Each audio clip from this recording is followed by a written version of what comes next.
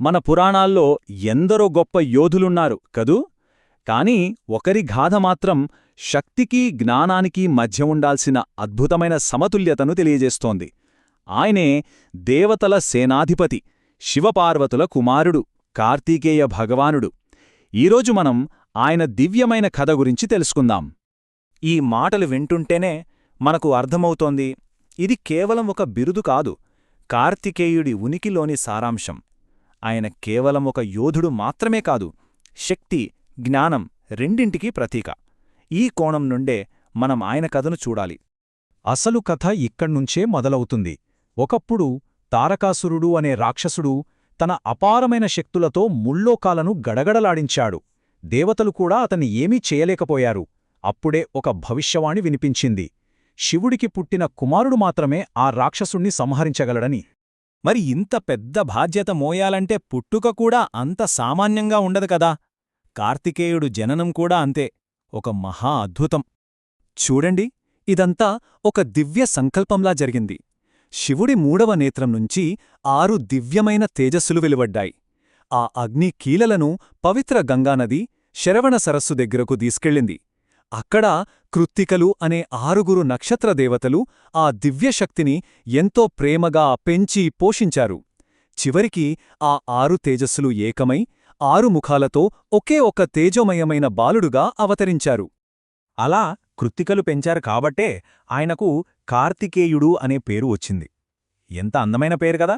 అంతేకాదు, మన దేశంలో వివిధ ప్రాంతాల్లో ఆయన్ను మురుగన్, స్కందుడు, సుబ్రహ్మణ్యుడు ఇలా ఎన్నో పేర్లతో అత్యంత భక్తితో కొలుస్తారు.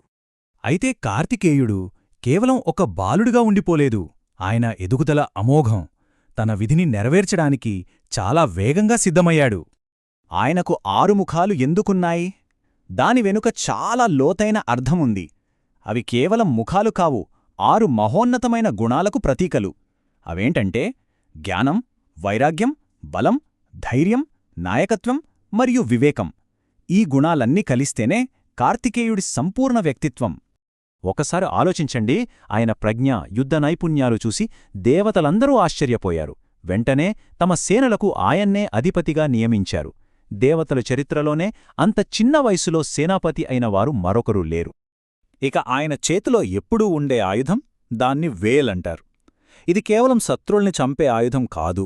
దీని వెనుక ఒక అద్భుతమైన తత్వముంది. అదేంటంటే, ఈ వేల్ మనలో ఉన్న అజ్ఞానమనే చీకటిని చీల్చివేసే జ్ఞానానికి ప్రతీక. నిజమైన శత్రువు బయట కాదు, మన లోపలే ఉంటాడని ఇది గుర్తుచేస్తుంది. సరే, ఇక కథలో అత్యంత కీలకమైన ఘట్టానికి వచ్చేశాం. ఒకవైపు దేవతల సేనాపతిగా కార్తికేయుడు, మరోవైపు తన పుట్టుకకు కారణమైన ఆ మహారాక్షసుడు తారకాసురుడు. వీరిద్దరి మధ్య యుద్ధం జరగాల్సిన సమయం వచ్చేసింది. కాని అందరి మదిలోనూ ఒకే సందేహం. దేవతల వల్ల కాని పనిని ఇంత చిన్న వయస్సున్న ఈ యువయోధుడు ఎలా సాధించగలడు? ఇది సాధ్యమేనా? కాని వాళ్లకు తెలియనిదేంటంటే, కార్తీకేయుడి బలం కేవలం కండల్లో లేదు, ఆయన వ్యూహంలో, ఆయన ధైర్యంలో ఉంది. అలా ఆ విశ్వసంగ్రామం మొదలైంది. చివరికి అదే జరిగింది. తన జ్ఞానానికి ప్రతీకైన ఆ వేల్ ఆయుధంతో కార్తీకేయుడు తారకాసురుణ్ణి వధించాడు. ఒక్క విజయంతో ముల్లోకాలలో మళ్లీ ధర్మం, శాంతి నెలకొన్నాయి. అందుకే ఆయనను ధర్మరక్షకుడు అని పిలుస్తారు. అయితే కార్తికేయుడి కథ ఇక్కడితో అయిపోలేదు. నిజానికి అసలు కథ ఇప్పుడే మొదలవుతుంది. ఆయన కేవలం ఒక యోధుడు మాత్రమే కాదు, ఆయన వారసత్వం, ఆయన సందేశం యుద్ధానికి మించినది. ఇప్పుడు కొన్ని ఆసక్తికరమైన విషయాలు చూద్దాం.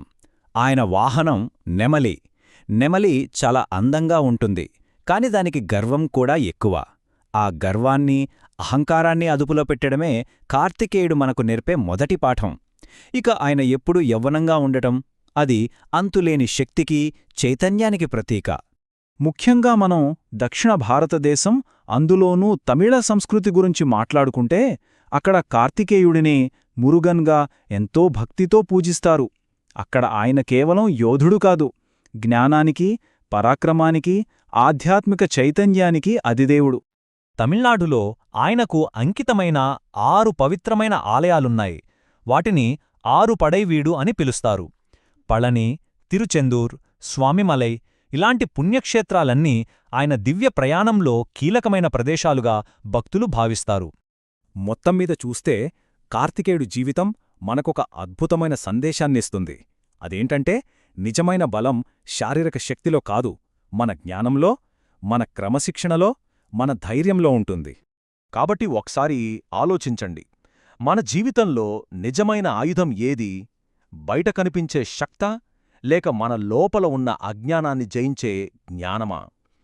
కార్తికేయుడి గాథ దీనికొక స్పష్టమైన సమాధానమిస్తుంది. కాని దాని గురించి మననం చేసుకోవడం మన వంతు.